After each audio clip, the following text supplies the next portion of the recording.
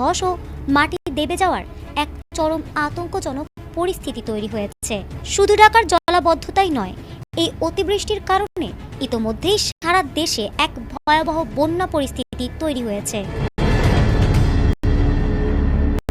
ইতিমধ্যে দেশের দক্ষিণ পূর্বাঞ্চলের 7টি জেলা মারাত্মকভাবে বন্যা কবলিত হয়ে পড়েছে, যার মধ্যে বান্দরবন ও কক্সবাজারের পরিস্থিতি সবচেয়ে ভয়াবহ। দুই অঞ্চলেই লাখ লাখ মানুষ পানিবন্দী হয়ে পড়েছেন এবং কক্সবাজারের রোহিঙ্গা ক্যাম্পগুলোতে পাহাড় ধসে ভয়াবহ মৃত্যুর ঘটনাও ঘটেছে।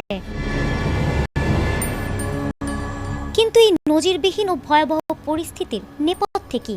আবহাওয়াবিদদের মতে বঙ্গোপসাগরে সৃষ্ট গভীর নিম্নচাপ ও সক্রিয় মৌসুমী বায়ুর যৌথ প্রভাবেই এই মেঘভাঙা বৃষ্টিপাত হচ্ছে, যা দেশের দক্ষিণ পূর্বাঞ্চলকে প্লাবিত করার পাশাপাশি খোদ রাজধানী ঢাকাকেও খাদের কিনারায় দাঁড় করিয়েছে।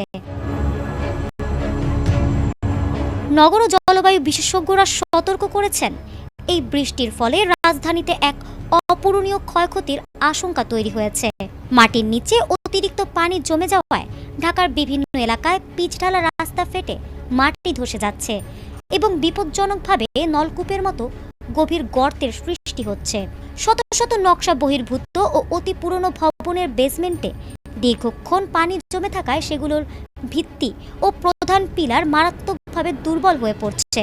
ফলে যে কোনো মুহূর্তে ভবন ধস, নিচতলা প্লাবিত হয়ে মালামাল নষ্ট হওয়া, আন্ডারগ্রাউন্ড কেবল ভিজে, দীর্ঘমেয়াদী বিদ্যুৎ বিপর্যয় এবং ড্রেনের নোংরা পানি মিশে সুপেয় পানির তীব্র সংকট ও পানিবাহিত রোগের মতো ভয়াবহ বিপর্যয় ঘটতে পারে ঢাকার বুকে।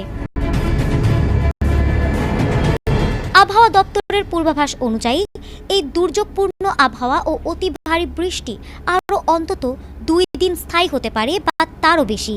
ফলে সামনের রাজধানীর ক্ষয়ক্ষতির মাত্রা ও ঢাকার বাইরের বন্যা পরিস্থিতি আরও অবনতি হওয়ার আশঙ্কায় নির্ঘুম রাত কাটাচ্ছেন বহু সাধারণ মানুষ।